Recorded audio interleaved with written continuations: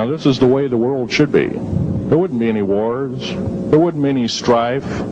Or if there was, it could be settled in a peaceable manner in a handshake. And that's the original American way. And I believe that way is still there, however remote at present time.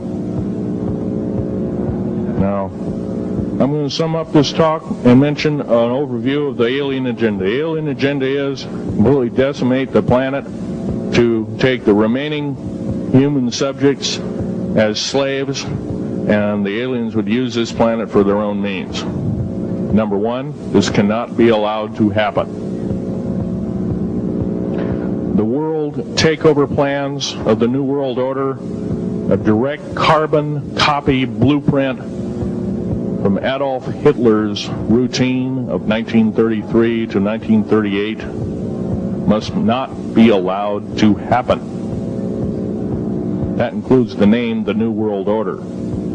That was purposely used, folks, because most of us have been lazy. We have not read our history, and I'm talking to you because I'm one of them. We have not read our history books. Things have been omitted. Throw out basically what you've learned. I'm not asking you to believe me. I'm asking you to re-educate each one of yourselves and ask the unexpected of your public officials, of the people around you, your teachers. I'm not asking you to question authority. I'm asking you to question the teachers of this authority.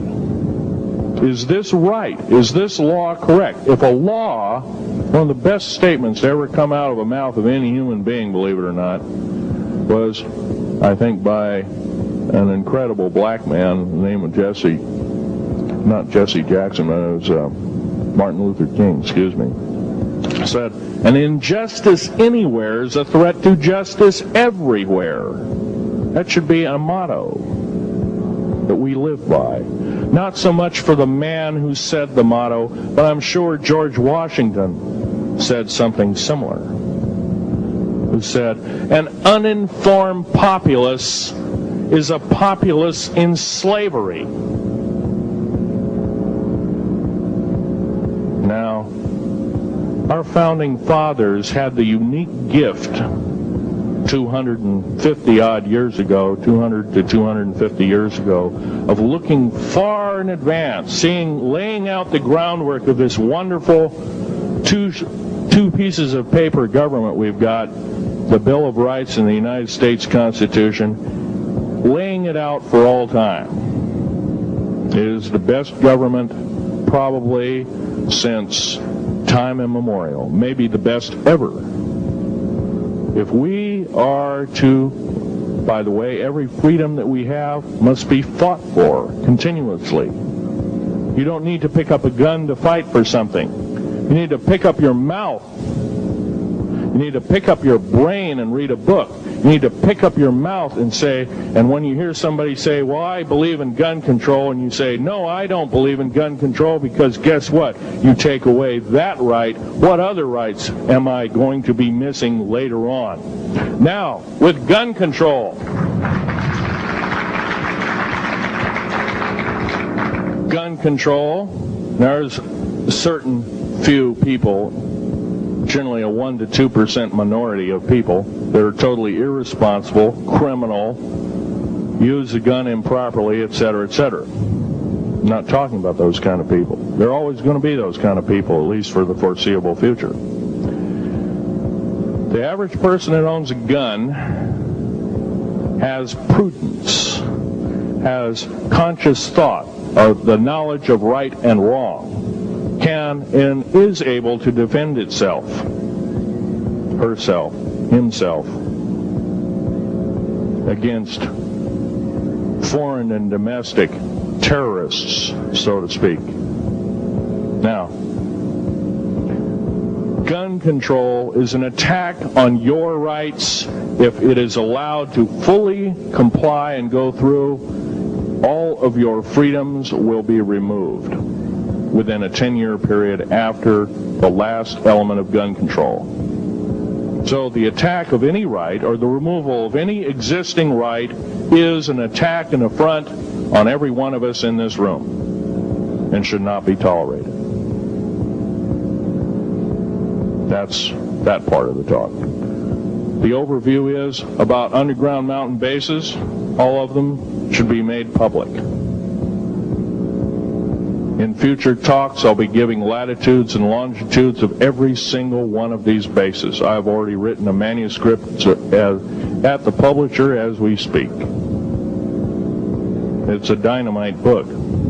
It lists all the secretive agendas that our government has us believing in right now, and why it's so much BS. Why the New World Order is so good for us. Ha ha. Well, don't believe it, folks. Believe in only one thing. Love thy neighbor as thyself, and ask continually questions about our constitutional freedoms, and defend them if necessary. And most of us will have to probably defend them. I hope this doesn't happen. Now, I'm winding up this talk as best as I can without my notes at hand, but I'll be having artifacts up here. You're capable of looking at them. I ask you not to handle them. I want all the artifacts back on the table, and don't handle the photograph here, original photograph of the flying saucer in 1946. Now I'll take a certain few questions. I know there's going to be quite a few of them. Yes, this gentleman here in this row.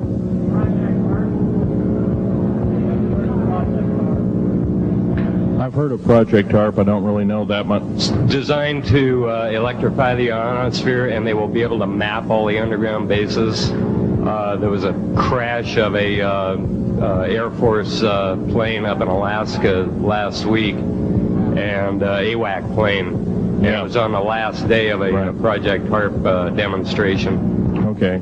Yes, I've heard of such projects. Actually, it was invented by Nikola Tesla, the initial part of ionizing the atmosphere. The only trouble is with ionizing the atmosphere, plants need nightfall as well as sunlight to survive. So lighting up the atmosphere might do extreme damage. Okay, next question. This gentleman up in the front row. Please speak up.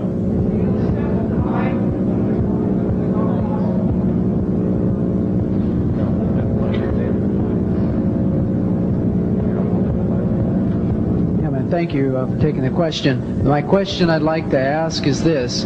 If the aliens have a 1,200 IQ, can speak all these languages, and are so powerful, what prevents them from just taking over?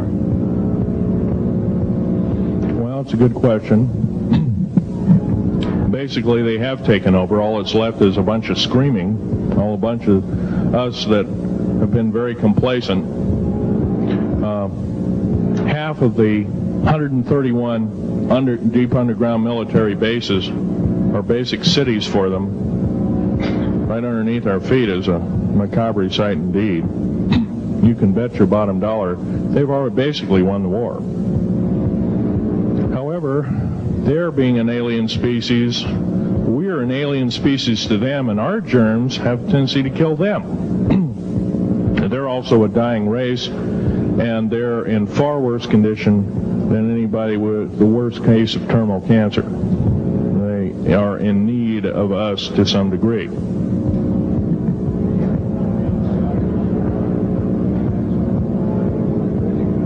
Okay. Yes, sir.